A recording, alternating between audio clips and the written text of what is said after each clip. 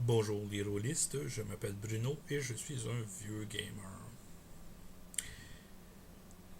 Dans ma longue série de jeux de rôle, on en a touché un qui était un des premiers post-apocalyptiques qu'on avait. À part peut-être Call Wars, mais encore là, c'est jamais été clair pour le setting. C'est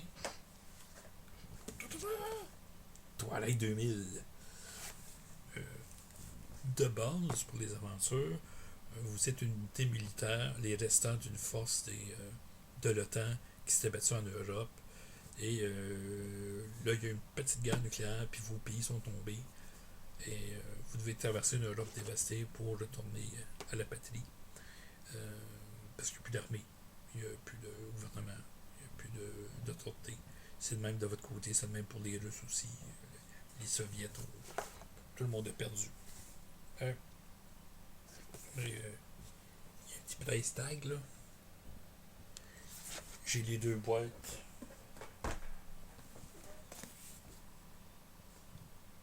pour 5 pièces. Celle-là, même si c'est la plus vieille, elle est seulement remplie de fiches de photocopies, de fiches pour Twilight 2000 et Dark Conspiracy. Ça va vous donner une idée que ça va de l'air les boîtes dans ce temps-là. Ok, qu'est-ce qu'il contient? Oui, un livre de 280 pages. Il n'y a pas de livre de 280 pages là-dedans. Ok, des cartes tactiques, des cartes de rencontre. Ce que j'ai à l'intérieur, c'est, si je me trompe pas, les petits manuels, 32 puis 24 pages.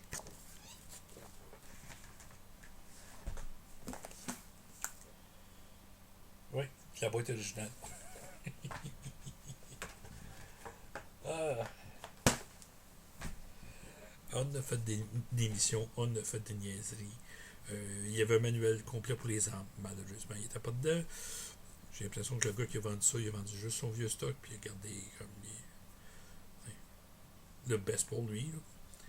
Euh, Par contre, je me suis équipé avec d'autres jeux plus tard. Le système était bien fait. J'avais réussi, grâce au manuel des armes, à calculer le recul, comment ce qu'il faisait. Parce que le poids de l'arme te permettait de contrôler mieux le recul. C'est un trade-off. Plus l'arme est lourde, plus elle a de l'inertie, donc mieux elle absorbe un recul. Fait que si tu rajoutais des accessoires, un lance-grenade, des lunettes de vision de nuit, même des baïonnettes, ça pouvait diminuer le recul. J'ai mini-maxé une arme. J'avais trouvé le fusil d'assaut qui était le plus puissant avec le plus long canon avant le chargeur, qui était un Eclair Koch G3 en 7.62, qui était capable de savoir autant des chargeurs que des chaînes de munitions. Lance-grenade en dessous. D'un côté, je pense que c'est du côté droit, j'avais mis un pistolet mitrailleur Sten parce qu'il y avait le chargeur sur le côté droit. Et je l'avais mis du côté gauche, j'avais mis du côté gauche pour ça. Puis l'autre bord, j'avais mis un petit 12 pompeux 3 shots. C'est que j'avais de quoi pour toutes les situations. Ah, bien sûr, j'avais mis une baïonnette. Qu'est-ce que je fais là? J'ai oublié. Tu peux mettre une baïonnette là-dessus. Ça n'aurait pas été soignable en combat corps à corps. Jamais. Mais déjà, pas laissé. Ben, je vais calculer mon poids exactement, puis j'avais un recul de 0 pour toutes les armes. Le lance-grenade ou le 12, ainsi de suite. Le poids de l'arme était assez pour supporter la pleine rafale de chacune des armes.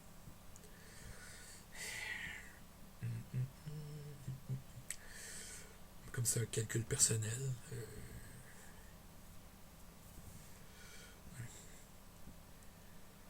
Des fois, t'es mieux de fermer les yeux sur qu'est-ce qu'un joueur fait. Je te jeune dans le temps. Mais j'aime encore le concept. Quand même, on avait un groupe de brutes. Quand j'ai un groupe de brutes, j'étais le deuxième sniper. Le- mon arme principale, c'était un .460 Witherby, qui est une arme de chasse à éléphant. C'était le deuxième meilleur fusil de sniper du jeu. C'était un bolt action classique avec une bonne lunette, une bonne pénétration, beaucoup de dommages. Mon arme secondaire, c'était une mitrailleuse d'appui. Je pense que c'est M249. Pensez à la version parent de la M60 de Rambo. Ouais. Avec un boîtier de 200 balles. Ça, c'était mon arme secondaire. Mon arme tertiaire, c'était la Sten canadienne, parce que j'étais un sniper canadien. Le sniper principal à cette heure, c'était Martin Robitaille qui jouait. Lui avec, il avait pistolet mitrailleur comme arme secondaire, arme tertiaire. Son arme secondaire était aussi la mitrailleuse d'appui. Puis comme il était plus costaud que moi, son arme principale, c'était le fusil sniper Barrett. C'est le fusil en .50 qu'on voit partout aujourd'hui. Dans ce temps-là, on l'avait vu à deux places, dans deux films américains. Le premier, c'était, pas le premier, mais un de ceux-là, c'était en joke, dans la parodie de Lethal Weapon, Loaded Weapon, avec Emilio Estevez comme étant le policier un petit peu crackpot. Et il est dans un dépanneur en train de regarder un magazine d'armes. Puis là, comme il ouvre le magazine d'armes, il y a des petits pamphlets d'abonnement qui tombent. Puis, comme pour les vieux magazines pour l'adulte, je devrais dire, tu peux développer un poster. Seulement c'est 3 pages pour avoir une fille. Là, tu développais, puis tu avais un Barrett. Plein de grandeur, taille réelle. Free, il capote bien elle. Là, il y a un gars qui vient pour faire un vol dans le dépanneur. Il s'en occupe pas jusqu'à temps que le voleur renverse son café, puis là, il vient burger, puis tout le monde. Bon. En passant, il a dû passer à travers. Il y avait des papiers d'abonnement jusqu'à l'âge. Grosse joke de magasin. Bon. Mais il y avait une super belle image, une belle photo d'un Barrett pleine longueur. Oui. Si jamais ils sortent un coffret de ces paradis-là, Loaded Weapon, je ne sais pas aussi, il y avait deux parodies, une de Top Gun, puis après ça de Rambo. C'est le fun qui mettent un boîtier triplé. Mettez le poster, ça va être tellement drôle. Mais, puis l'autre fois, c'était dans le film Navy Seal, celui des années 80. Au début, ils font une opération dans un port en Afrique du Nord et dans une grue pour container, il y a le sniper qui se fait appeler Dieu. Puis les autres, quand ils sont dans la marde, ils appellent Dieu à l'aide. Puis le Dieu, avec la vision thermique du Barrett,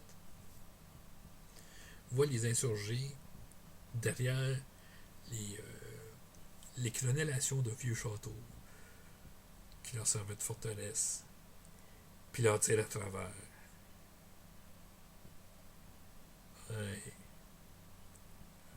La .50. Quelle belle munition. C'est que c'était lui le sniper principal. Il traînait ça, puis une mitrailleuse d'appui. Vous savez comment est-ce qu'on était fou? On fait une mission en Amérique centrale. On était plus des commandos. Il y avait deux moyens de jouer le jeu. On travaillait pour le gouvernement. Et pour éviter que les rebelles se servissent de nos armes, parce qu'il y avait des munitions à 5,56 de l'OTAN, eux autres, là. C'était facile à accéder. On a pris tout du 6,62, qui était la vieille munition d'OTAN, qui était pratiquement plus disponible. On avait l'ancêtre de la M16 comme fusil d'assaut, qui ressemble à la M16, mais que c'est pas la M16.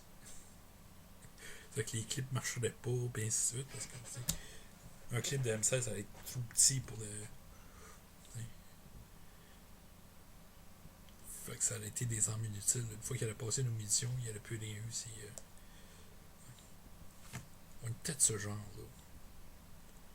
On a tout fait, là. C'était incroyable.